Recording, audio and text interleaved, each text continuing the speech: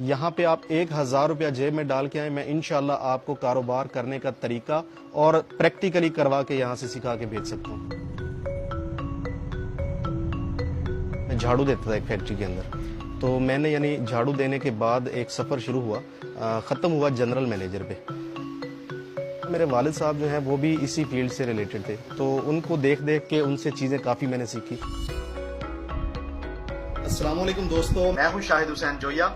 कैसे हैं आप? यूट्यूब पे मैं पिछले कोई 2.5 साल से कर रहा हूँ वीडियोस जो बना रहा हूँ। कोशिश करेंगे आप दोस्तों को सिखाने की कि ये नान का कारोबार कैसे किया जा सकता है और उसके लिए कितने पैसों की जरूरत है और उसके लिए क्या क्या चीजें दरकार। पहले सिर्फ वीडियोस बनाता था, लेकिन अभी मैं बाकायदा लोगों को सिखाता हूँ। इंडिया से फ़ोन्स बहुत ज़्यादा आते हैं, अफ़गानिस्तान से तो लोग यहाँ पे सीखने के लिए आते हैं। मैंने ये देखा है कि लोगों के पास पैसे कम होते हैं, वो मशीनें ख़रीद नहीं पाते, तो काम शुरू नहीं होता। तो मैंने छोटी मशीनें बड़ी मशीनों को छोटी मशीनों में कन्वर्ट कर दिया।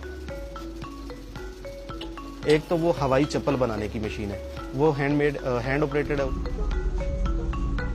दूसरा वॉशिंग पाउडर बनाने के लिए एक मशीन मैंने बनाई है जो हाथ से ऑपरेट होती है। इवन के जो कपड़े धोने वाला साबुन होता है उसकी मशीन मैंने बगैर मोटर के बना दी है।